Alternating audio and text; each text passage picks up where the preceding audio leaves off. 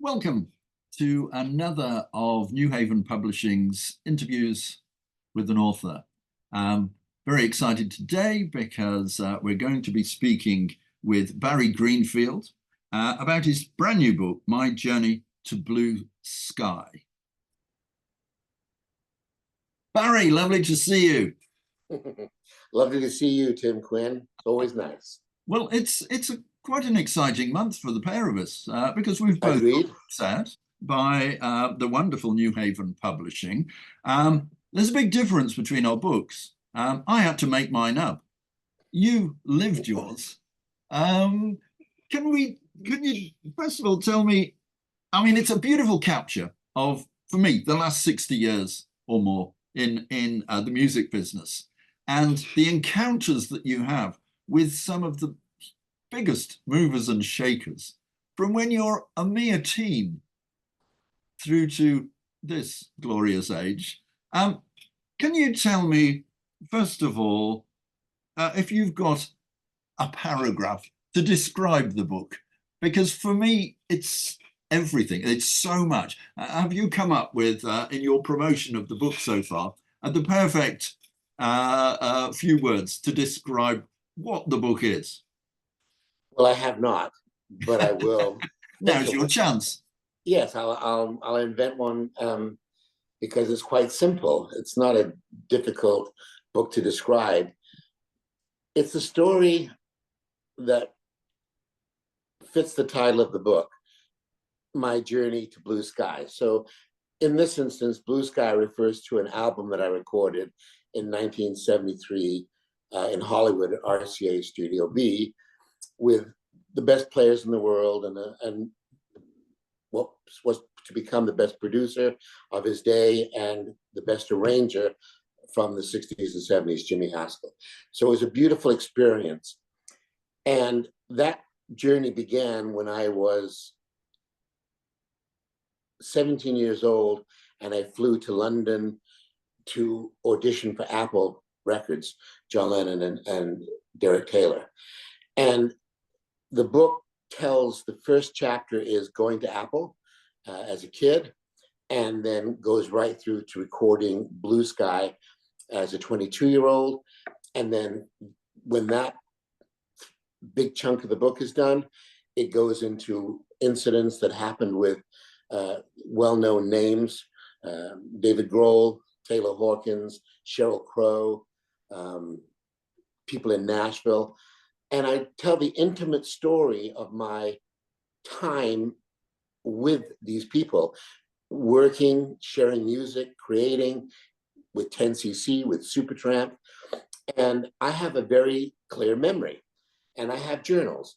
And I have people that in my life from those days that were in the room with me, Graham Goulman, for instance, and I verified these fairy tales, as I call them. So it's a book about a journey of I won't say a hero's journey because that's too cliche, but it's a journey from a kid, a Manchester kid, through to a Vancouver resident who is 74. And it was a delight, and it is a delight, and it's going on. And I've met Tim Quinn now and Teddy Dolan. So there's all these new lights that I could write chapters about because I see them as adventures. Yeah, well, again, I picked your book up originally, and I thought, okay, well, I'm just going to have a quick flick in, I'll just read the first page. 2 hours later, I'm still there because it just grabs you and Thank you, Tim. And that's the best kind of book, and the stories are wonderful across that time period. And if we can get a taste of it, maybe, okay. Right back to the start. You're in Canada, you're 17 years of age, you see John and Paul, and it's 1968. That's very important, I think. You see John and Paul on TV. Yeah. Please, take up the tale. Well, they came on the Johnny Carson show at midnight in Vancouver. So the whole day, I'm at grade 12 at school, thinking I'm going to see John and Paul that evening, which was gift enough. Now, George and Ringo never came because they flew to London, flew to New York to flog Apple. So the show starts, and there's a preamble, and then at midnight, after the adverts, the two lads walk through the curtain, just like one would expect, and sit on the couch in the chair and talk to the host, who was Joe Gargiulo that night. And in the conversation that lasted 22 minutes, which was really poorly done, it was miserable. The questions were poor. In fact, I found a quote from John 4 or 5 years later saying it was the worst interview they'd ever experienced. My God, it was terrible. Something. Yeah, I mean, the Joe Gargiulo is a baseball catcher, not an interviewer. Right. Sitting next to him was Tallulah Bankhead, who was drunk. And why Johnny Carson took the day off is a mystery. You'd have to ask John. But in the 22 minutes they were on, and there was an advert in the middle, John gave this spiel, and the spiel was, come to London and bring your songs, bring your poems, bring your plays, and come to Apple, because there'll be no suits there, and we'd love to help you share your music and your art with the planet. And so I thought he was talking to me, because I was dead close to the TV screen, and I love John and I love Paul, and I felt they were older brothers, and they were in their late 20s then, so they had suits on or sports jackets on. They didn't look like mop tops. They had definitely, it was 1968 May. So I had $800 in the bank, $800 for my first year university tuition, and I sat on the couch, didn't ask anyone, and thought, what do I do?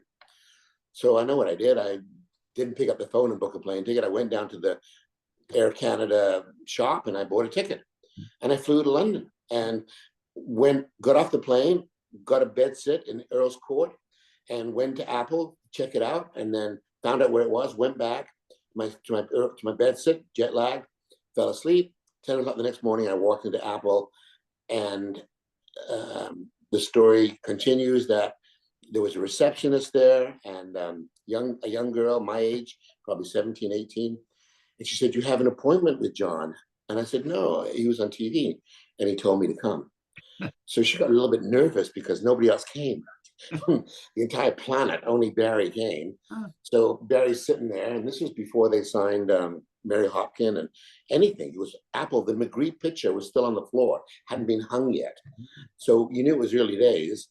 And Derek Taylor came out, who was their publicist. And I've recently found out a great friend of yours. And he's a man with a heart as big as Chicago. Yeah. And I remember clearly, I was sitting in a church pew. There are two church pews next to the reception desk. And John and Yoko came up the stairs before Derek came out. And I said to John, hello, Mr. Lennon. And he said, hello. And it was just surreal. He looked like John Lennon. He was John Lennon. And he was dressed in the same clothes that he wore in the Hey Jude album cover: black hat, black shirt, black jacket, black pants. And Yoko was behind him, much, much smaller, very quiet, didn't say a word. And Derek said, well, John's busy today. Can you leave a cassette? And I said, because I had never done anything. I'd never played a concert. I'd done nothing. I'd just written songs in my bedroom. And I said, well, Derek, I don't have a cassette because I've never recorded the songs.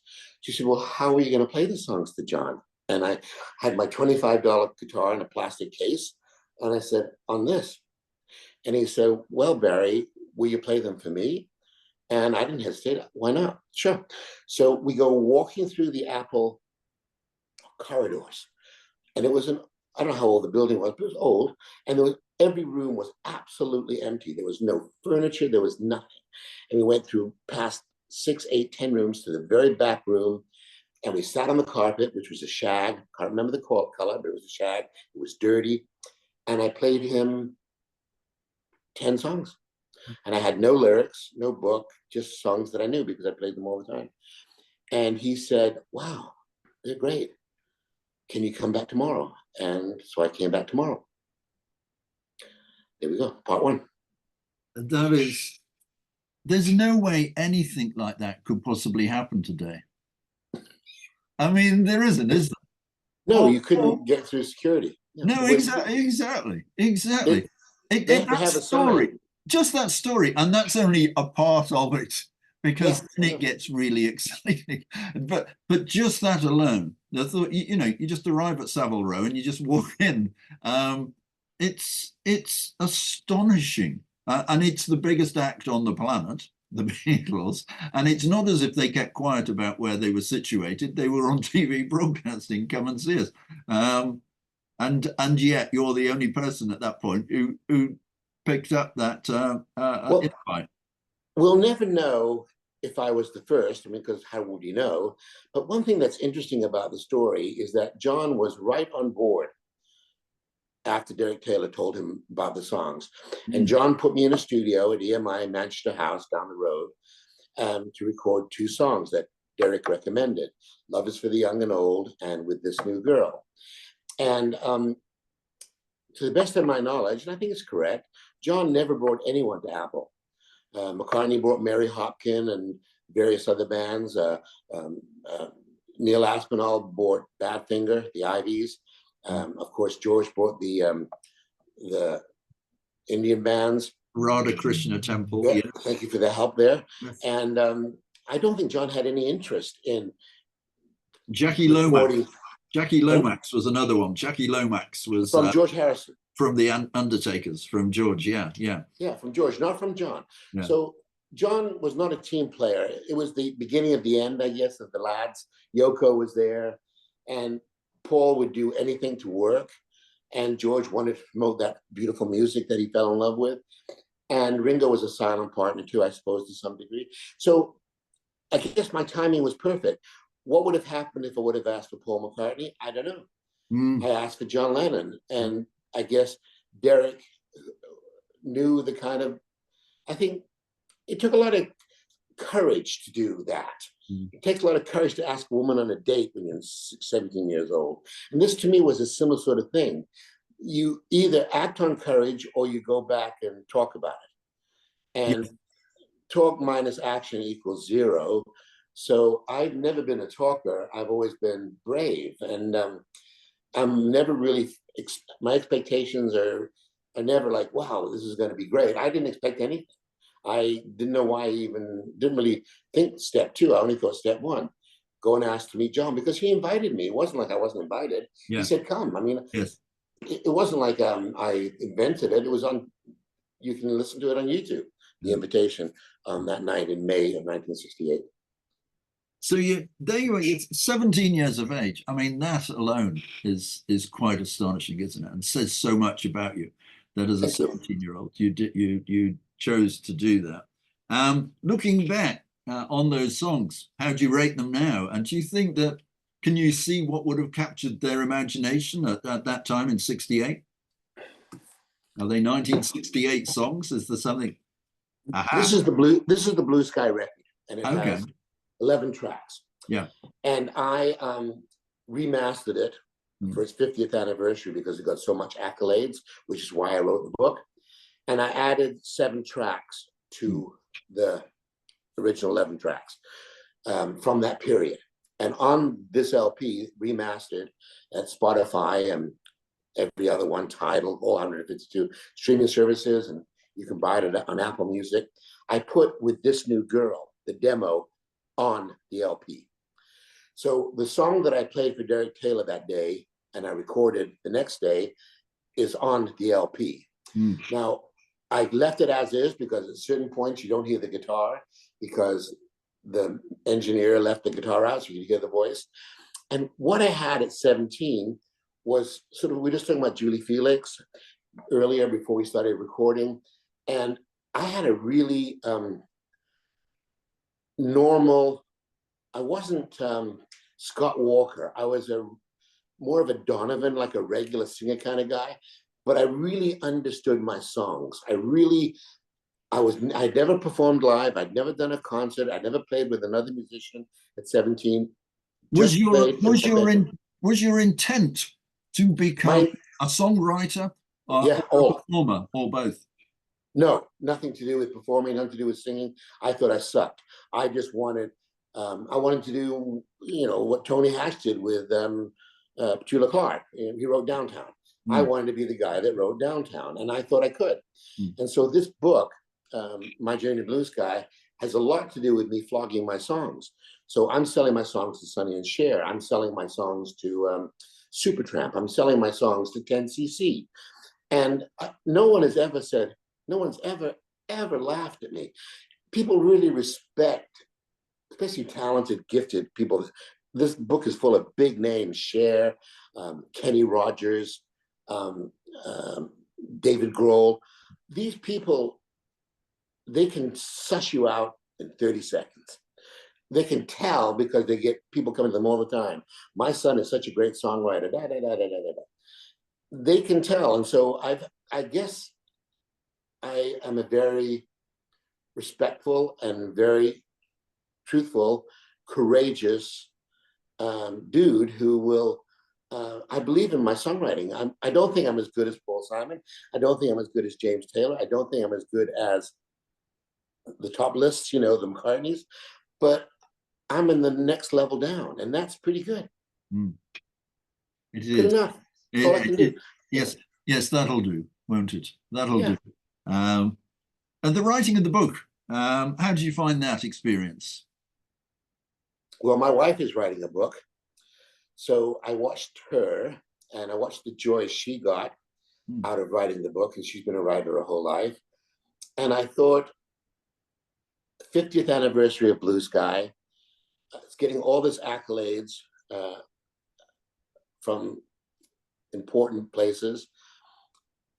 And I've been approached by 3 authors over the last 15 years to write this book.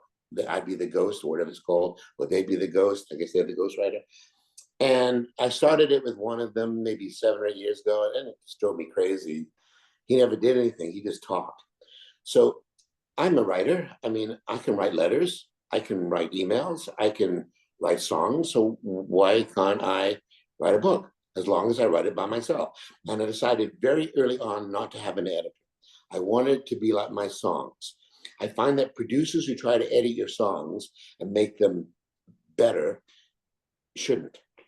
They should accept the cake that you bake and make it work by massaging it, but don't try and be clever. And the best producers I've worked with, which aren't very many because usually I do it myself, do very little except for encourage and suggest. And I saw a YouTube video 2 nights ago with the guy from Unforgiven, guy who played W.W. Beauchamp. And he said, Clint Eastwood said to him, when he asked him, Clint Eastwood, a question, who won Best Director that year and Best Movie for Unforgiven, the best Western ever made, should I do this, should I do that? And Clint Eastwood said to him, no, just do whatever you want to do. You're in charge of the character. Just let it come from your heart.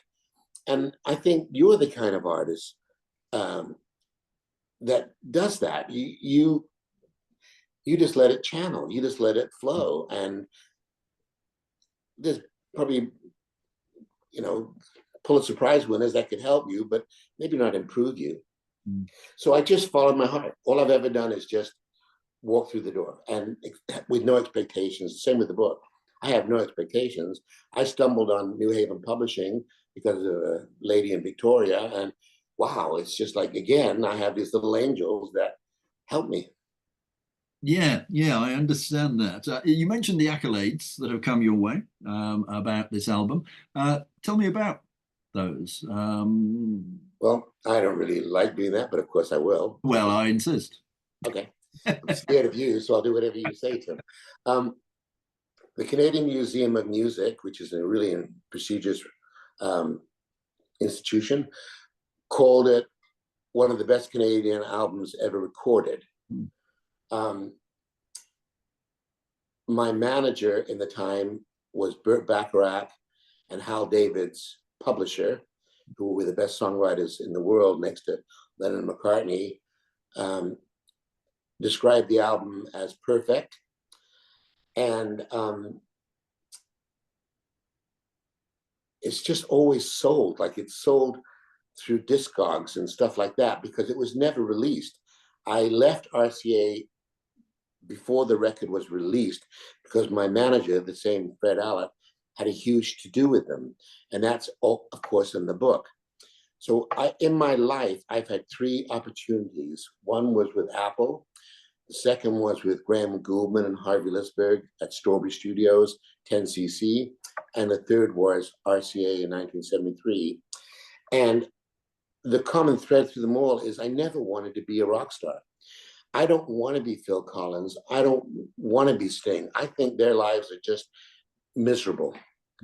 I want to be, I've been a financial planner for 48 years, helping people with finances, but I've always done concerts and I've always done LPs, and I've never, what little money I've made from it, I've donated. I'm like a troubadour. I'm not really like a rock star. And I think that was smart. So now that it's the 50th anniversary, people looking back on it, and the reason they like it so much is because the songs are really solid, but also the players, they were the best available in 73. Larry Carlton on guitar, the guy from Steely Dan. Joe Osborne on bass, the guy from Simon Garfunkel. Pianist from Bridge Over Troubled Waters, Larry Knechtel, the guy from Red. The bass player, we've done him, Joe Osborne. The arranger was Jimmy Haskell. I spent 3 days living in his house when we arranged these 11 songs. And these guys are like the top of the poppermost. Like they've won Oscars, Grammys, all that kind of stuff. And the producer was Kirschenbaum, David M. Kirschenbaum, and he'd never produced a record before. So when I made Blue Sky, RCA signed me, and they gave us $20,000 signing fee. $10,000 to me is like $4 million to me today. And paid my rent for a while. And they flew me to Los Angeles to interview producers. And this is in the book as well, of course. And the first producer I interviewed was Paul Rothchild, who had just done The Doors. And I thought he was there for the paycheck. I didn't think he was there to help me. Then there was a second one who I can't remember who it was, but he was also really famous, and I didn't think he was right. And then in come this guy, David Kirschenbaum, who was the staff producer at RCA, who had never made a record. And much like Tim Quinn and Barry Greenfield, when you meet someone that you kind of easily connect with, you should recognize that and say, wow, this doesn't happen every day. And me and Kirschenbaum spoke on the phone as recently as last week, and he's 78 now. He's not retired. He wants to revisit Blue Sky. I'm not sure if we're going to, I'm not sure if I want to. But he said something about the quality of the tracks 50 years down the road. And it's because it was made on analog with 1973 in the air. You know, people were still drinking off Hey Jude and Don't Let Me Down. And it was such an exciting time. Elton John was coming along. The Eagles were coming in. All these wonderful songwriters that don't exist today. There's nothing but crap out there today. Crap. I was about to ask, you've been in the business quite a long time. You've been writing a long time. Yeah, I've had lots of songs covered, and I've had movies and everything. Yeah. Has your approach to writing a song changed from when you were that 17-year-old or even younger, whenever you first picked up a guitar? Picked a guitar when I was 15, and as I just do a whole chapter in the book about songwriting and about Josephine, the first song. It is identical, except for the guy has no hair and is 40 pounds heavier and is much wiser, but he still sits on the couch, always the couch, and has paper in front of him and a pencil, not a pen. And I write down the words. And as I learned from John and Paul 50 years ago, if you can't remember the tune, Baza, then it's not good enough. Yeah. Keith Richards says that too. So I never write down the tune or the notes or anything, because I can't anyway, but I wouldn't. I just write down the words, and then I change them and change them and change them and change them, and I rewrite. And I would say 1 in 10, 1 in 12, 1 in 15 song lives. Maybe I write 8 songs a year, but I probably start 80. Right. It's interesting to hear you use the word crap to describe today. A feeling that I get about a lot of things, whatever. In fact, dare I say, everything today can be summed up by that word, or worse. Okay, so here's the question. What the hell happened? What the hell happened? Because you know what? I was born in the early 50s. I think my earliest memories is of adoring music, whatever was around at that time, whether it was Dickie Valentine or Pat Boone or Elvis and that skiffle thing. And I was still enjoying music through the 70s. I found that I enjoyed music going back all the way to the 1880s and 90s and through the last century. But I have doubts about the 21st century. I mean, we're a quarter of the way through it in 2020. Yeah. How scary. What happened? Where did things make this turn where I will turn TV on and see guests on a show and they'll be described as the biggest thing in music today. Mm-hmm. And it doesn't hit me.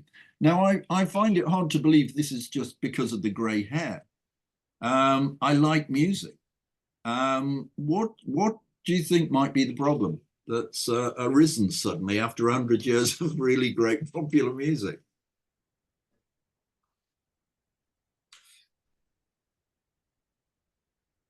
It might have a lot to do with money.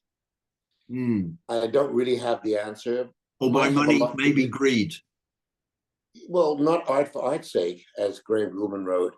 Mm. Money for God's sake, as Mm. Jaime Gouldman wrote. There's in my book, there's a chapter on songwriting, and it has about 10 quotes from songwriters. And one of them, they're all interesting, they're all worthwhile, and they're all really short. But the one by Joni Mitchell, Joni Mitchell says, record labels now are not looking for artists, they're looking for people who will compromise.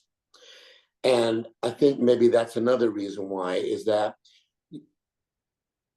when I was doing the 2 songs for Apple, Larry Page from Page One Music, the guy who produced the Trogs, and he also toured with the Beatles in America as one of their road managers, tried to make suggestions.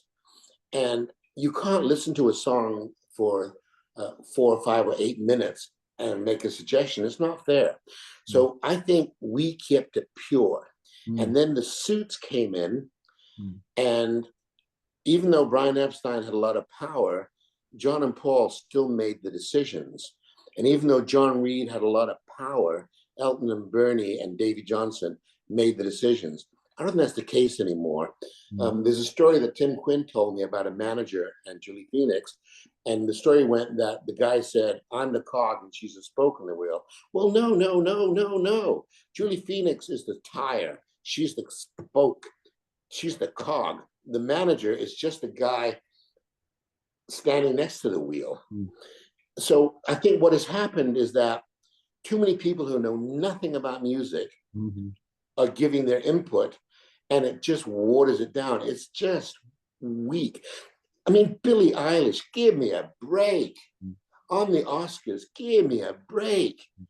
There's just no heart coming from it. Now, I know I'm offending a lot of young people and maybe turning them off from my book, but if you dig deep into the real Paul Simon and Garfunkel records, or the wonderful stuff that Laura Nyro did, it's so heart connected. It's not records, it's art.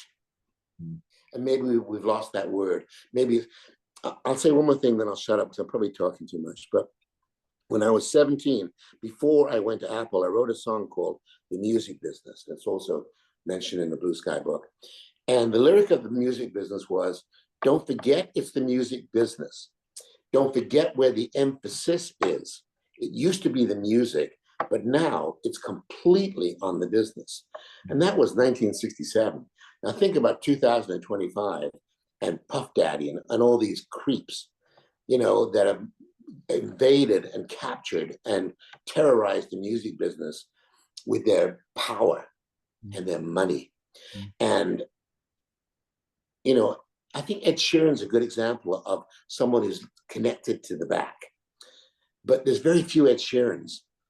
And I think that the connection with history is lost to much new music. They don't really know much about history of music, or Cole Porter, or Irving Berlin, or even William Burr Becker. That's a very interesting point, because if you pick up the Beatle albums, it was obvious that those guys had a love of music beyond rock and roll.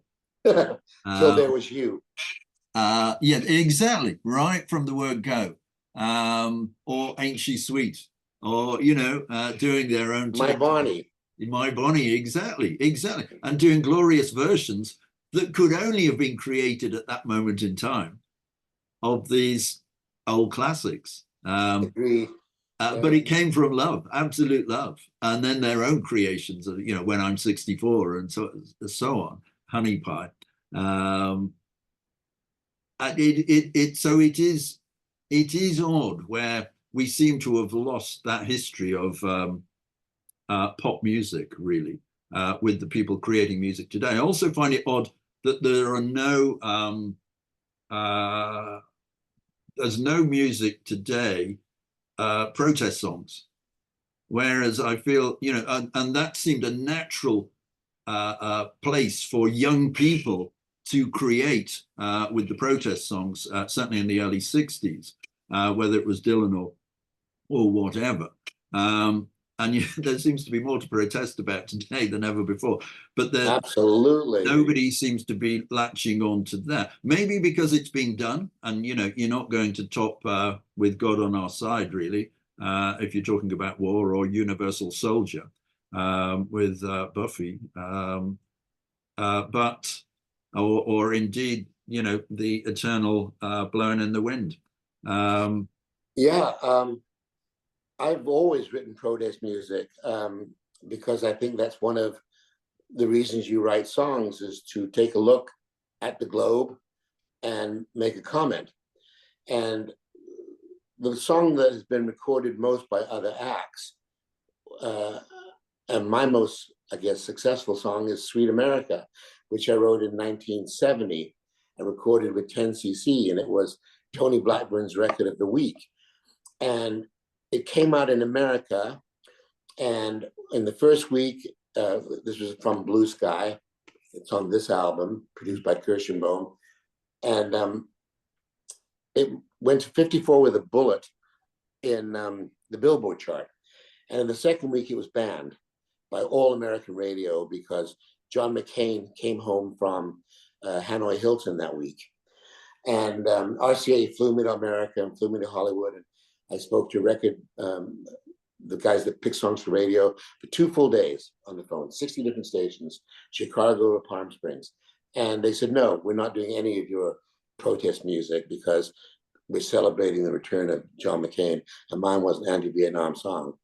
So I think the door started closing after Blowing in the Wind, after Universal Soldier, after, what was the one, Eve of Destruction. They were just, the powers that be don't want to rock America. And America's controlled the music industry for years. And that's why you still get great music out of Europe, much more so than the States. And it's interesting that the media sort of deems that we can't possibly view things 2 different ways. That that would be too much for the public to take on board. It's very odd, isn't it? That it's really odd. And who owns the media? Yes, quite. It's not like that John Smith buys the radio stations. They're conglomerates. Yes. And they're monopolies. And BBC and CBC, the Canadian Broadcast Corporation, try, but their heart isn't in it. They're very careful. Yeah. Okay, well, I want to end on a more positive note than gloom I have taken you into. The book is now available from everywhere. My Journey to Blue Sky by Barry Greenfield, from, of course, New Haven Publishing. You'll be promoting that, I'm sure, through this year. Who knows? I'll do whatever they ask me to do. What else do you have in your future? Nothing. That you're aware of? Yes. No, nothing. I'm just very happily married. I love my wife, Lori. I love my grandkid. I got another grandkid on the way. I'm going to keep on writing songs. I'm going to start doing concerts where I incorporate the book. I'm going to sing a bunch of songs and then read a bit from the book, see if that gels. And then I hope to do some things through New Haven, and I really hope to work with you. And but I don't know. I wrote the book to tell my story so that my grandkids have it. I didn't write the book so that I could buy a car. So if I get enough money to buy a car, I'll probably travel with Lori using the money. We're humble people. I've never been a rock star, so I don't have that kind of nut or that kind of problem. My life is great, so I'm going to keep on doing what I'm doing. And I'm writing a new song this week, so that's what I do. Oh, that'll do. That will do indeed. The book, I think, yes, you talk about it there as a very personal thing, aimed at your family.